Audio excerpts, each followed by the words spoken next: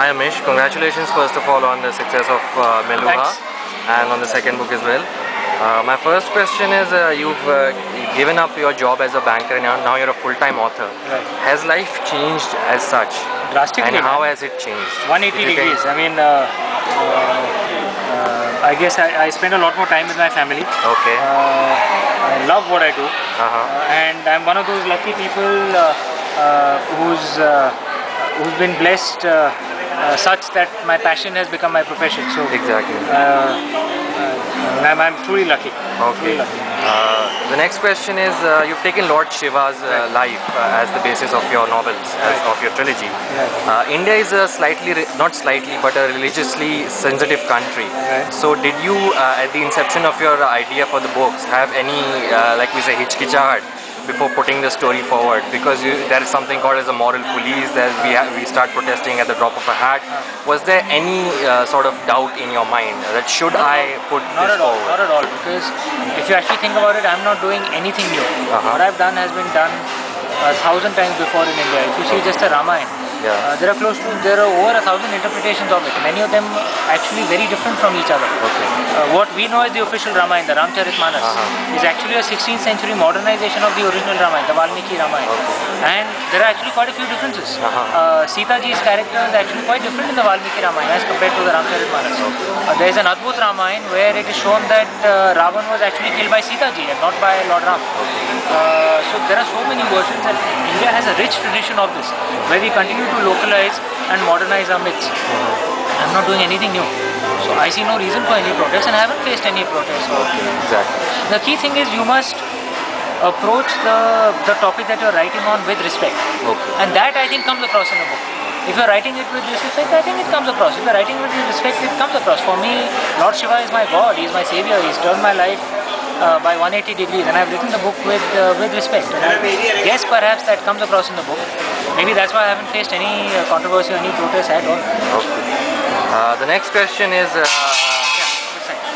you have given the first novel a cliffhanger ending that we call, and you discussed this in the launch as well.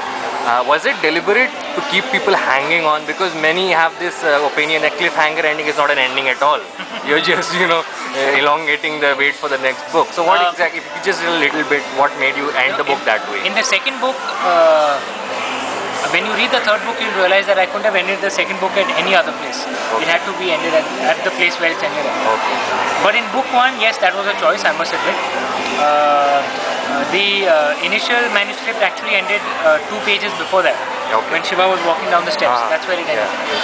It was an idea from my editor, and she asked me what happens at the beginning of book 2. And I told her this is what happened. She said, okay, move the ending 2 pages ahead, which appealed to the marketeer in me. So that was one reason. The second reason was also my editor told me a logic which made sense. She said that if the first book actually does well and then you come out with the second book, people will think you're just trying to lengthen the story just to cash in on the success of the first book. But if you ended at this place, then it's obvious that actually it was a planned trilogy from the beginning. So that was also a reason. Amish, in the last 7 to 8 years, there's been this uproar in Indian fantasy / mythology writing. You have written a book, and there's Samit Basu who did another trilogy. There is a book on Chanakya which is doing pretty well right now at the bestseller list. If you can just give us, if you can tell something about that, or some books that you have read recently by Indian authors in this particular genre, if you can just give us something little, speak something a little bit about that. I'll be honest, I haven't read too many Indian fantasy books, and I am a voracious reader, but I tend to read more non-fiction than fiction, to be honest. So my fiction reading list is a little smaller. But yes, whatever little fantasy books that I have read, I have enjoyed it. I do like it. Okay, and finally, I can't let you go without asking you this. Every third person on Twitter asks you, when is the movie coming out? You should make a movie. There was a guy who had recommended Hrithik Roshan to play Lord Shiva. So any development on that front? Look, there's an Hollywood-based agency called CA, Creative Artists Agency.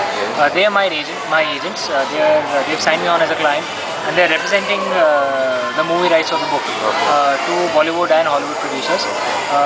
But it's early days yet, so let's see how it goes. Inshallah, it will deal will work out.